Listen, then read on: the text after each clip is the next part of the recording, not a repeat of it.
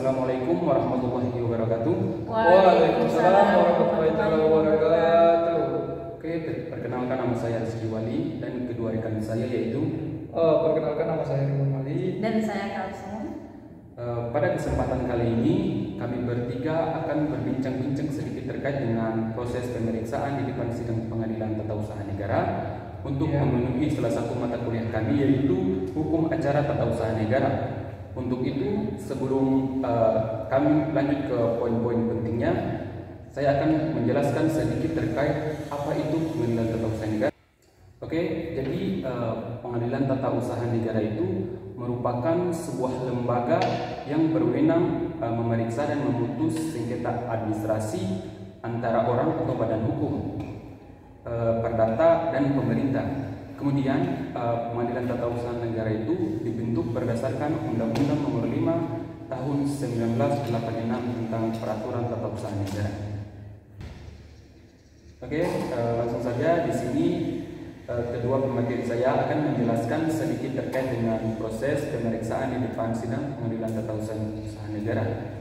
Untuk itu saya beri kesempatan kepada kedua pemateri saya untuk menjelaskan sedikit tentang proses pemeriksaan di depan sidang pengadilan tata usaha negara itu bagaimana sih. Langsung saja kepada pemateri pertama saya persilahkan. Oke, baik, sebelumnya terima kasih kepada saudara yang telah memberikan kesempatan kepada saya untuk menjelaskan terkait dengan proses atau alur pemeriksaan di depan sidang pengadilan tata usaha negara.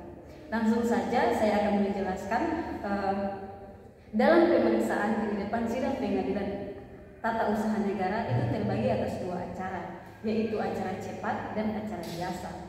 Di mana acara biasa yaitu pengadilan memutus sengketa tata usaha negara dengan menggunakan 3 orang hakim. Sedangkan untuk acara cepat cukup dengan hakim tunggal atau 1 orang hakim saja. Jadi pada persidangan acara cepat itu digunakan cuma 1 orang hakim, sedangkan pada acara biasa itu digunakan 3 orang hakim, gitu. Ya, begitu.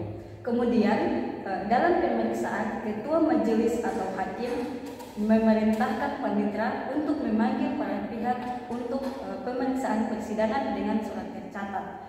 Jangka waktu pemanggilan tidak boleh kurang dari 6 hari kecuali sengketa tersebut diperiksa dengan acara cepat. Oh, jadi ketika hakim mau melaksanakan persidangan itu terlebih dahulu hakim itu memanggil para pihak minimal dengan waktu kurang lebih dari 6 hari. Jika melewati batas itu dilakukan oleh persidangan acara cepat, begitu?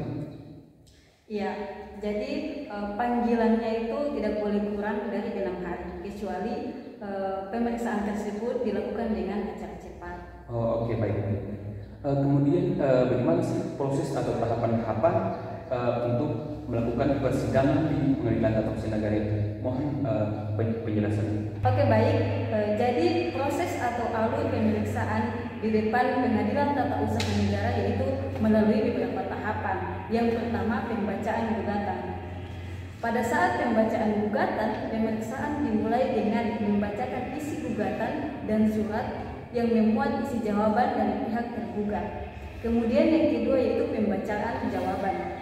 Dalam pasal 74 ayat 1 Undang-Undang Nomor 5 Tahun 1986 itu menjelaskan bahwa pemeriksaan dimulai dengan membacakan isi gugatan dan surat yang memuat jawabannya. Yang ketiga ada replik, di mana replik yaitu jawaban penggugat baik tertulis maupun lisan terhadap tergugat atas gugatannya. Yang keempat yaitu duplik, di mana duplik yaitu jawaban tergugat atas replik yang diajukan oleh penggugat. Yang kelima yaitu pembuktian. Dalam pembuktian yang dapat dijadikan alat bukti yaitu ada beberapa. Yang pertama yaitu surat atau tulisan, yang kedua keterangan ahli, yang ketiga keterangan saksi, dan yang keempat pengetahuan hakim. Kemudian selanjutnya ada kesimpulan dan juga putusan.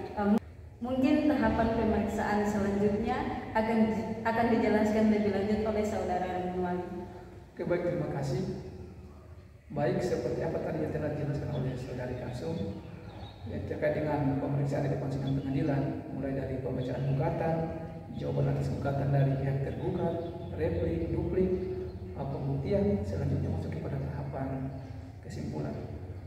Dalam tahapan kesimpulan ini, hakim memberikan kesempatan kepada pihak tergugat dan penggugat untuk memberikan kesimpulan. Jadi di situ hakim memberikan kesempatan, jadi mereka ambil kesimpulan itu mulai dari pembacaan gugatan sampai kepada tahapan pembuktian. Jadi dan sebenarnya kesimpulan itu tidak bersifat wajib, artinya bisa saja masing-masing pihak berperkara tidak membuat suatu kesimpulan. Tetapi pada umumnya dalam sidang perdata, ketika sudah masuk ke tahapan kesimpulan, penggugat maupun tergugat harus membuat suatu kesimpulan. Ketika sudah melewati tahapan kesimpulan, itu lanjut kepada musyawarah atau musyawarah hakim, biasa disebut dengan musyawarah majelis. Di mana musyawarah majelis ini, hakim akan melakukan musyawarah untuk menentukan suatu putusan. Di sini juga ada suatu pertanyaan, bagaimana ketika dalam musyawarah majelis terjadi perbedaan pendapat di antara hakim, dan apabila itu terjadi maka hakim akan melakukan voting. Makanya tidak kira lagi dalam kayak persidangan itu jumlah hakim itu pasti ganjil. Karena ketika itu ketika terjadinya perbedaan pendapat di antara hakim, maka hakim akan melakukan voting untuk mempermudah agar bisa mencapai kepada satu titik putusan. Selanjutnya masuk kepada tahapan putusan. Putusan ini terbagi atas 3 poin. Yang pertama, putusan itu harus diucapkan dalam sidang terbuka untuk umum. Dan yang kedua, apabila pihak berperkara tidak hadir pada saat putusan diucapkan, maka hakim ketua akan menyurati putusan tersebut dalam bentuk surat yang tertulis, dan kemudian nanti akan diberikan kepada pihak tergugat atau penggugat yang tidak hadir pada saat putusan tersebut dibacakan. Selanjutnya poin ketiga. Poin ketiga di sini, apabila poin ke-1 dan poin ke-2 tidak terpenuhi, maka berakibat putusan pengadilan tersebut tidak sah dan tidak mempunyai kekuatan hukum yang kuat. Sebagaimana dalam pasal 153 ayat 4 KUHP, situ menerangkan bahwa jika ketentuan tersebut tidak dipenuhi, maka mengakibatkan batalnya putusan demi hukum. Jadi putusan tersebut tidak memiliki dasar hukum yang kuat atau putusan tersebut cacat. Baik, terima kasih.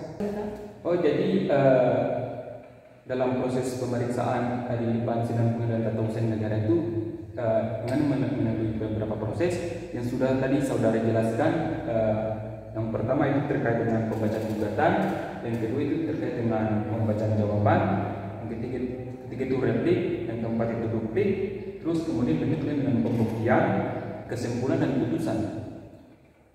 Mungkin dari sekian paparan materi dari kedua rekan saya itu terkait dengan pemeriksaan di depan sidang pengadilan tata usaha negara. Di sini saya bisa jadi saya menyimpulkan sedikit bahwasannya pemeriksaan di depan sidang pengadilan tata usaha itu tidak mudah ya, cukup sulit untuk kaum awam seperti seorang yang belum pernah melakukan sidang pengadilan tata usaha negara. Jadi kesimpulan yang biasa saya ambil dari ini, pertama itu terkait dengan pengadilan tata usaha negara itu dilakukan dengan melalui 2 proses tahapan, yaitu dengan acara biasa dan acara cepat. Kemudian dengan melalui beberapa proses tahapan persidangan tata usaha negara itu dengan pembacaan gugatan, pembacaan jawaban, replik, duplik, pembuktian, kesimpulan dan putusan. Oke, mungkin sampai di sini saja perbincangan saya dengan rekan saya pada hari ini.